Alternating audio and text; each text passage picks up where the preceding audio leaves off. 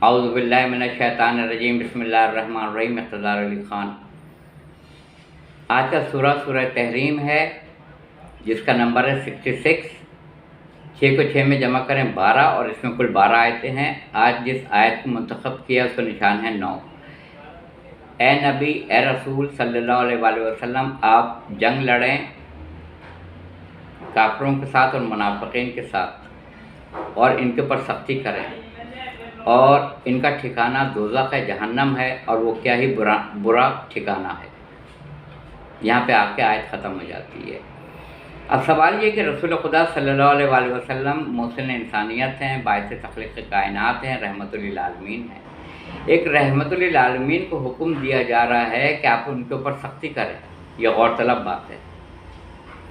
اور منافقین، کچھ مشرکین اور کافروں سے تو آپ نے جنگ لڑی ہے۔ منافقین وہ ہیں جو بظاہر نماز بھی پڑھ رہے ہیں، روزہ بھی رکھ رہے ہیں، حج بھی کر رہے ہیں، زکوٰۃ بھی دے رہے ہیں، جہاد بھی کر رہے ہیں، سب کر رہے ہیں، مگر اللہ نے ان کو منافقین کہا ہے۔ اور ایسے ہی کلمہ گو سے لڑنے کا حکم آ رہا ہے سورہ تحریم کے آیت نمبر 9 میں۔ اور رسول خدا صلی اللہ علیہ وآلہ وسلم، دیکھیے کسی کے ہاتھ میں تلوار ہو اور کسی کے ہاتھ میں ایک لقب ہو رحمت للعالمین کا، تو رحمت ضد ہے تلوار کی، تلوار ضد ہے رحمت کی۔ تو رسول اللہ کو حکم آ رہا ہے کہ آپ منافقین سے جنگ لڑیں، اور رسول خدا نے صلی اللہ علیہ وسلم نے پوری زندگی کافر، مشرکین پر اور منافقین کے اوپر تلوار نہیں چلائی۔ کافر اور مشرکین سے آپ کے اصحاب نے لڑائی لڑی ہے۔ امیر المومنین حضرت علی بن ابی طالب علیہ السلام نے بدر و احد میں اپنے جنگ کے جوہر دکھائے، خندق میں دکھائے، خیبر میں دکھائے، مگر رسول خدا دنیا سے پردہ فرما گئے۔ آیت موجود ہے قیامت تک کے لیے کہ اے نبی صلی اللہ علیہ وآلہ وسلم، آپ لڑیں کافروں سے اور منافقین سے۔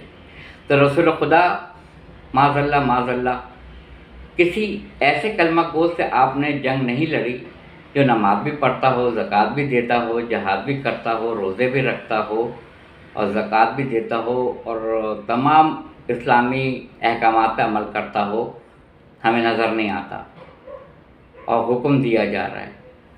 بس یہ آیت ہمیں دعوت فکر دے رہی ہے کہ مجھے کوئی ایسی روایت دکھا دیں کہ رسول خدا صلی اللہ علیہ وسلم نے کسی مسلمان کے اوپر تلوار چلائی ہو یا شمشیر زنی کی ہو، نہیں ملے گا۔